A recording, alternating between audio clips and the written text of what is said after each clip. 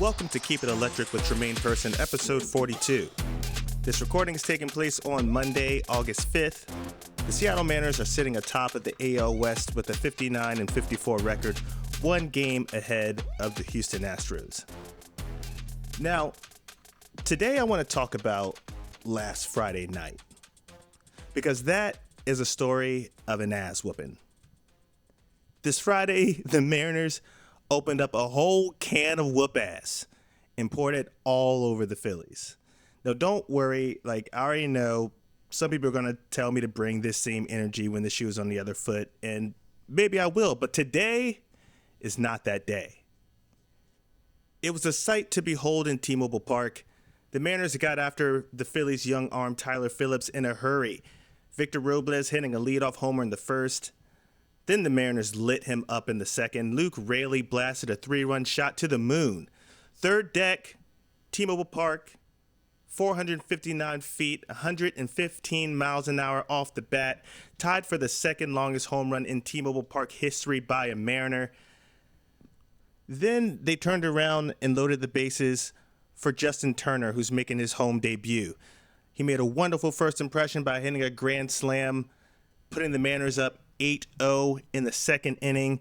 By the way, I don't know if you guys saw this, but that home run nailed a dude in the head. You got to stay ready. That's like some people's worst nightmare.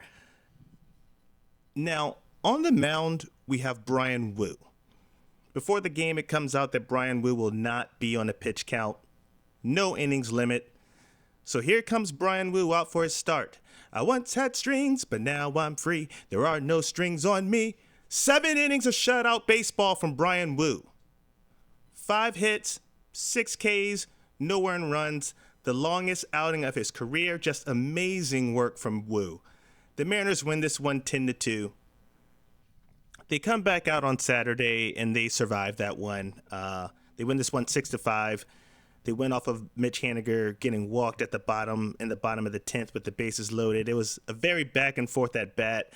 Honestly, I think it could have been argued either way, but a win is a win.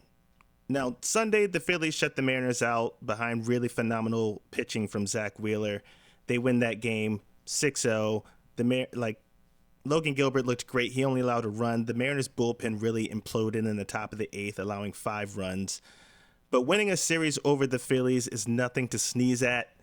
Yes, the Phillies were limping into our series, but they still had the best record in the National League, and they're still very much a problem. Great series from the Mariners to help them learn where they stand right now. I also think we should take a second to appreciate the newly acquired veteran Justin Turner, because all he's done since he's joined the club is hit 5 for 18 with a home run and 6 ribbies in his first 4 games. He's a 39-year-old vet with a laundry list of accolades throughout his storied career. Obviously, his best seasons are behind him, but he brings a much-desired plate approach and maturity inside the batter's box that this team desperately needed. He's consistently putting the ball in play and can really be a key contributor to situational hitting and driving in runs. As we saw this Friday night, he found his pitch, delivered on a grand slam, which is not a common sight to see around these parts.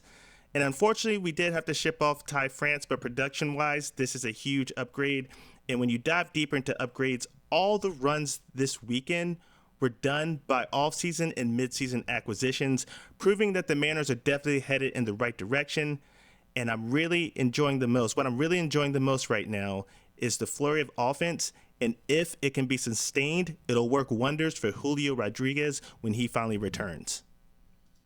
Now, Julio, he's currently on the injured list with a high ankle sprain. He's still rehabbing and working on getting back on the field. He's running well, but still struggling a bit with lateral movement, but wants to get back to swinging the bat soon. Expected timetable right now projects him returning by the 19th of August, barring any setbacks.